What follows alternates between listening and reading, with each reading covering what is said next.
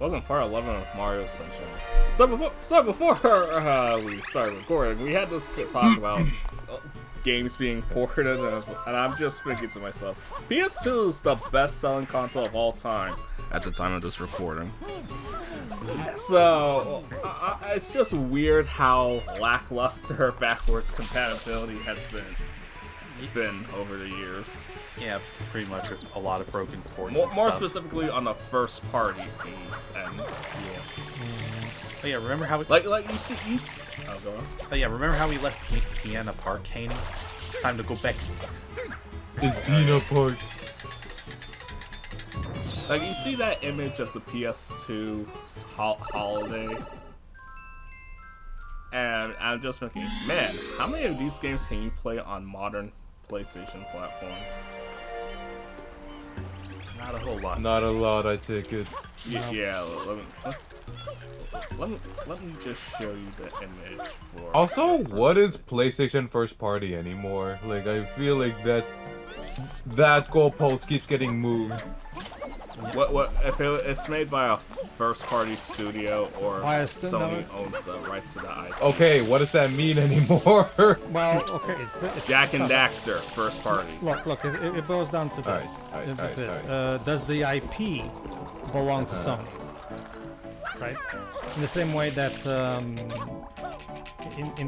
that Luigi's Mansion Free is a Nintendo IP, therefore a first-party game, but at the time, Next Level Games still was owned by Nintendo. Now they are.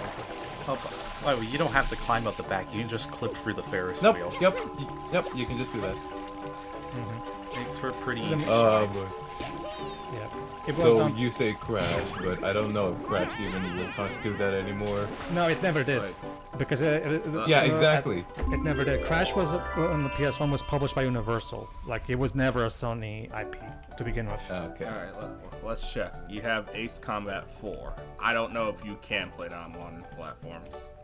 Ace Combat 4. I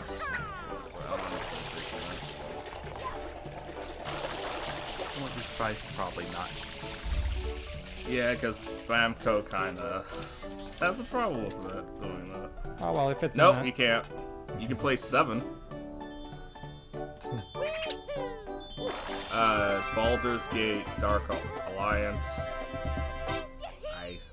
Maybe it's on Steam. Possibly.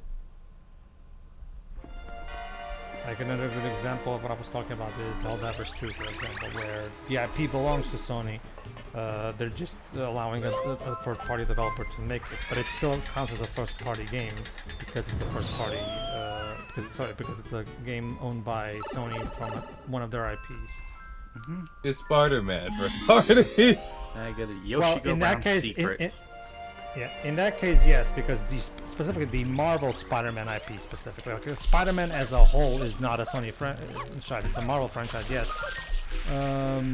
But the Marvel Spider-Man games, those are a first-party Sony franchise. Because, like, for example, let's say 50 years from, maybe let's say 10 years from now, 15, 20 years from now.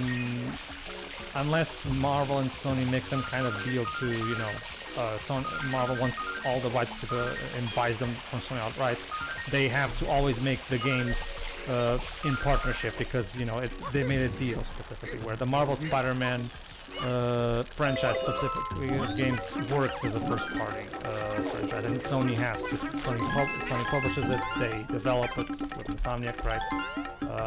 And Marvel basically just collects the money. As long as it makes money, they will not interfere. Yeah, you can play that on PS4 and it's on Steam. Devil May Cry, yeah, you can play that. Final Fantasy X, yes. Gran Turismo 3, no. Which is crazy to think because that's like Sony's oldest, longest running IP. Nope, Yoshi's taken away. Yep. So we gotta get an orange Yoshi because that's what's missing from the Yoshi go round. Yep, so you gotta hash Yoshi, then make it eat the booger. Yeah, the orange one broke and they don't have money to fix it. Oh Gran Turismo 3, yes, but it's bad because the definitive edition is the only one to play it without legally. Ico? Eco. It's pronounced Eco. Eco. Eco. Oh, yeah. It's best played through the Blue Point remaster, which unfortunately is not. Unfortunately, it's not. Like you can stream it to your PS4 and PS5 if you have a Pro subscription, but that's about it. Jak and Daxter, yes. Yes. Metal Gear Solid 2, yes. Silent Hill 2.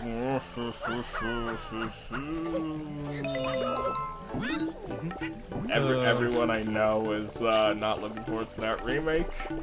Yep. Of course not.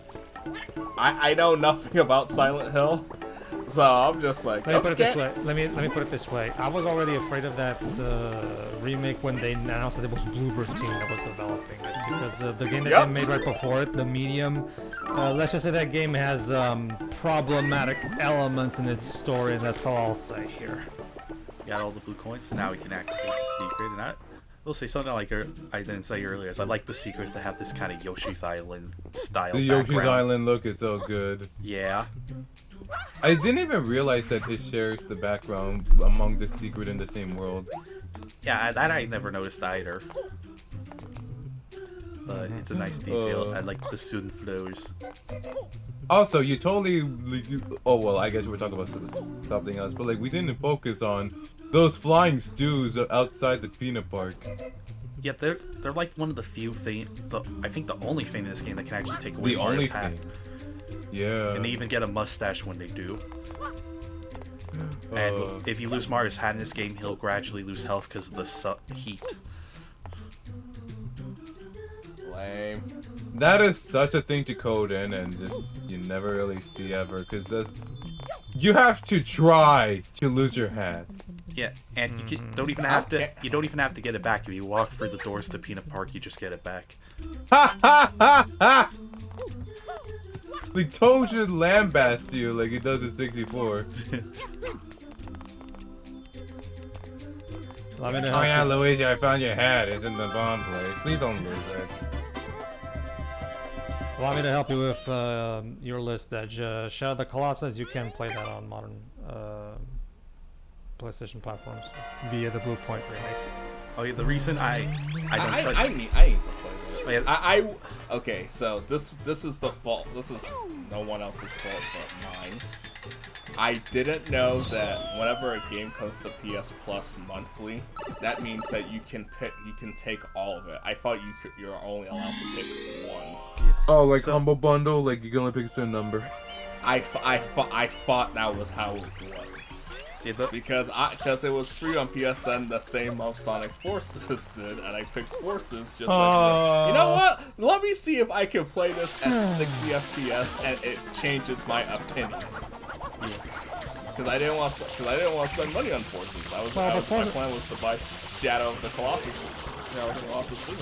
As I was gonna say, I didn't cut back to the secret because I accidentally button mashed into Shadow Mario instead. Oh, that banana is now sight.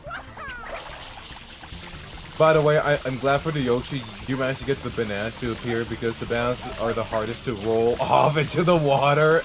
Yeah, I've had that happen before with the fruit. Yeah, like, it can happen with bananas, it's just a lot harder, which therefore is easier than the durian. I can get Shadow of the Colossus for It's a fantastic game, but one thing you have to understand about that game is that it doesn't play like your typical open world action game, because let me put this. Let me. The way Weta designs his games is the controls are made to make you feel like you're the actual character. Like there's a distinct amount of weight to the movement that is meant to make you feel like every move takes effort. As a way to put you in the character's shoes, because Weta's games are all about telling a story via gameplay mechanics, right? So you have to go into the game with an open mind. Well done. Oh, you can make it, yeah. Yeah. And there's only 2 red coins in that area. All the other 6 are in this final part. Is there a point in getting rid of the ice cube? No.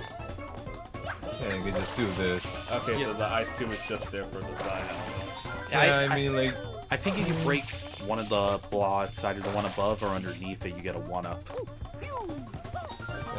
yeah, one of those. Yeah, That's right. the icebox rarely show up in this game. The ice box. And you melt the ice by shooting it with water. That makes sense. I mean, yeah.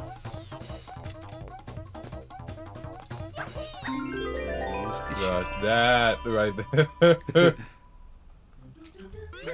Okay, good. So you can think always like the ground pound water it. flood splashes the walls is hot water, cool, warm? I think it's fast. Fast water. That's my answer.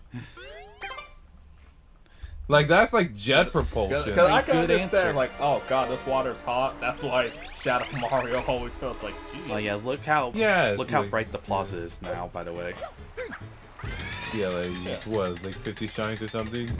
Yeah. Nature is healing. And now we go to the final episode, Roller Coaster Balloons. This is another one that some people have trouble with. I don't blame them. Like, it's hard to find any trick for it. You just gotta aim good. That's all that's really to it. Like, that's the only thing you can suggest. I would. Yeah, it's literally a situation where the only answer is get good. I cannot aim. Get better thumb. What do you mean, thumb? How do This is you why I can't play N64 Zelda. get better? Someone gets me. Well, the recent PC recompilations that give you options for more modern controls. Oh my gosh, I gotta try that out. I think I actually did And download the engine for Majora's Mask. Yeah, you have 3 laps to shoot down 20 balloons. Otherwise, you lose a life. They come up with balloons for Bowser Jr. so fast. Yeah. Shot between the Ferris wheel and that nice. one. No, but yeah, no. What? Sorry. It's not. No. It's just it looked like 2 pop, but it don't count as one. Yeah. It's not.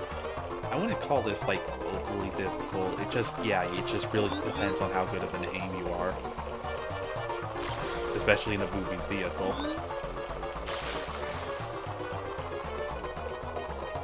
But there's not that much trick to it. I believe I finished this in about just over one. No, not one. Fuck, I don't even know how. I don't know number now. I forgot number. Gage, how many times have you beaten this game? A lot. Okay, I was gonna say, like, you remember that number, but not the Yeah. number it took to finish this. Yeah, so 15 out of 20 on going to the second round. That's a really good pace. Yeah, but now you gotta be more So precise. how many laps is this before it says no? You have 3 laps to shoot all of them. And yep, get the last one early into the second. There it is. Is it possible to get all of them in one lap?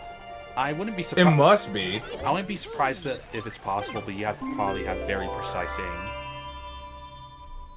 You're pretty much like, I'd say it's more like memory and reflexes. Like, you have to be ready to jerk to in a completely different direction at the right time. Yeah, you probably can't miss a single shot. That's exactly it. But now we can, with Pinna Park wrapped up, we can now head to Serena Beach. Probably my favorite level in the game. Look, it's like what really stings about the balloon shine is that if you mess up, you gotta sit through the man telling you, "Oh, you suck," and then you die, and you gotta go all the way back to try again. And in that time, you may just forget the balloons layouts. I don't think it's the man tells you. I think Flood's like, "Aw, dang it," and then you just fall out of the roller coaster and die. Oh, you do fall. Right. But yeah, I love Serena Beach. I Like, especially love The roller coaster just combusts beneath you. the main system. I love the hotel setting. I especially love the sunset here. It's great. Yeah. But I we are didn't know for the longest time the layout of this place was a GameCube controller. yeah. But we're not going to do the fight the Manta yet. 'Cause instead, we're going to get 100 coins here. Oh, you can do it right now. Yeah, someone actually mapped out where all the coins spawns here, and there's exactly 100 in this episode. Because, Wow. to be honest, Serena Beach is the worst stage to get 100 coins in. It's pretty much a pain no matter what episode you When you gotta rely on the hotel, yeah. The best, if you want to try getting it in the hotel, the best episode to do that in is free. Free. Yeah, Oh yeah, because there's coins strewn about all over. but we'll be doing it this way because this is the way I'm used to doing it. 3 is the Yoshi. So, yeah, and this will take up the rest of the part, by the way. We will not get to see Big Man today. Yeah, we will kill Big Man tomorrow. Which I think I remember reading that. Or maybe 2 days, depending on how often you upload this. I think I remember reading the Manta boss is based on something that's mentioned in the Shining book. Yes. It is a Shining reference. Yeah. Pedro, I assume you've read the book. No, I have not read the book. But I have seen... None of us have read books. What's wrong with us? Sorry, I'm not interested in Steve. Guy who works at a bookstore. I have read books. I just haven't read that particular one. I'm just not interested in Stephen King. Oh, I hear the Dark Tower series is good. Huh. I mean, But according to Ian Flynn, is like if you read the first one and compare it to the rest, you can tell that how he was writing that book, and he was just like feeling the emotions. Versus, it's like, okay, now I actually have to try. The only Stephen King book I own is called On Writing. Just so I can see his writing process. Yeah. I have a lot of books on writing. Apparently, there's an extremely rare bug that can happen with the Manta in any version of the game, and it's only there's only ever been one person who ever got footage of it where as soon as it spawns, it just dies instantly. There's only ever been 1.5 person that's seen it. Yeah. The player was pregnant. And yeah, the Manta is inspired by something that happens in No, the ending of Shining. I'm just making fun at him saying like, so far only half a person has seen this glitch. And apparently, yeah, Big Man does do a reference to it in You cannot convince me Big Man does not at least referencing Sunshine at all. Like, holy shoot. Oh wait, okay. So I haven't played Splatoon 3 yet, but apparently Big Man does reference Mario Sunshine. So apparently his boss fight is the Manta Ray boss fight. If I remember, he's a boss fight. If I remember correctly, yes, he is. If I remember correctly, his ink color is even the same as the one that the Manta leaves here. And his title is the Hype Manta Storm, and the name of this episode is the Manta Storm. see, I keep telling you, Splatoon and Mario Sunshine are basically they really go hand in hand. I mean, we do know that they originally considered making it a Mario IP before they decided to make it an original one. Before they decided to make it about rabbits. Like the tech demo that Miyamoto showed, he didn't understand the appeal because I guess the character design just weren't doing it. Because it wasn't the rabbits or the tofu. It has to be rabbits, I think. Yeah, I definitely remember rabbits were first. Yeah, so I guess them showing it's like, okay, cool. Oh. It wasn't Miyamoto bad in that situation. Like some people want to point it out, it's more like. I mean, I like that it's completely separate from Mario. Yeah. Otherwise. One of the other things to note about this Phantom boss is that its name actually shows up in the scoreboards when you're doing a tournament in Mario Golf Toadstool Tour. Get smoked by Manta. He can't even hold a golf club. Hey, you don't know that. There's a lot of funny little references. We've seen Goombas play good baseball. There's actually a lot of funny references in the Toadstool Tour and Advance Tour scoreboards. Like, I know Goombario's name shows up in it. How do Goombas ride bikes? I think Link's name also shows up. Yeah, that's good. That's nice. We could just have the mailman show up in this game. It's fine. One other thing to notice that the kind of layout of the beach here is actually kind of shaped like the GameCube controller. It's going to be hard to notice without an overhead view. But I think they have a picture of it on the Mario Wiki. Yeah, I don't think you ever get a clear shot of this place. Other than some of the episode overviews, which was a minor thing introduced in this game. 64 didn't have like previews for its missions. If you save these NPCs now, did they get sucked back in once the boss starts? If the boss covers them in goop, I believe so. I'm still forgetting about the shining thing. It's always fascinating to me that Japanese media will reference Western things. Yeah, because there's Western things that are popular over there, like Yeah. X-Files, There's the plenty. Columbo. I guess just the way some people I see online describe it, that Japan doesn't really care for a lot of Western things. So That, Are you kidding me? whoever tells you that is a liar. Yeah. it's just the vibe.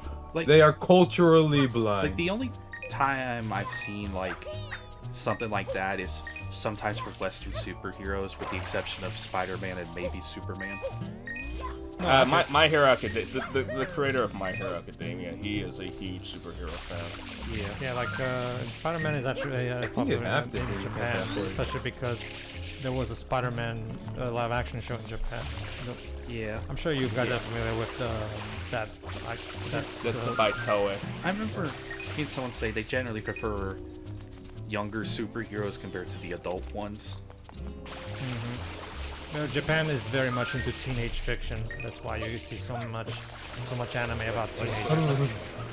Like the first Paper Mario game has enemies based on TMNT. It's just like, that's I love you, see Mario jiggling there. Yeah, because the electric effect is still there. Like, for example, if you watch a comedic anime, they'll reference a lot of Western media. Like 100 Girlfriends does a ton of Western media references. Yeah. So, what else? We know, of course, they was really like X-Files Steve- and Columbos. yeah. Tommy Lee Jones is in a lot of Japanese commercials. Yeah, there's a lot of Western I actors. just that found that out today. I know Sorry. Bruce Willis was in some Japanese commercials. I know Arnold was in a ton. Will Smith was on a broadcast for Ultraman because he's a huge fan of that series. Yeah.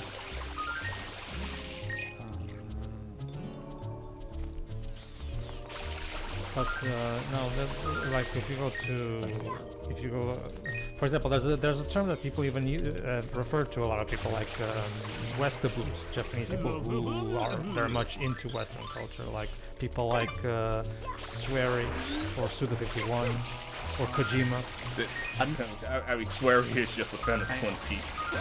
No, he's a fan of a lot of other stuff as well, not just Twin Peaks. Oh yeah, that's another popular thing that's Western vein that's influenced a bunch of Japanese stuff. Twin Peaks.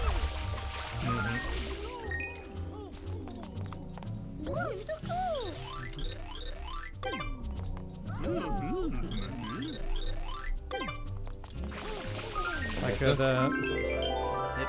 there we go. Shane. I think you I thought really. we were meant to fight the boss first. No, we just go ahead and grab the 100 coin shit. No, the coins disappear, or like you just won't have them in your counter. And of course, Star Wars is very popular in Japan. Even dating all the way back to the original 1977 release. Yeah. A piece of audio I always look forward to in a 100% run is when you grab the last 100 coin really far away, so you only hear half the shine. Yeah. That's always great. Okay. But now we gotta go fight the Manta Not now. right after this break.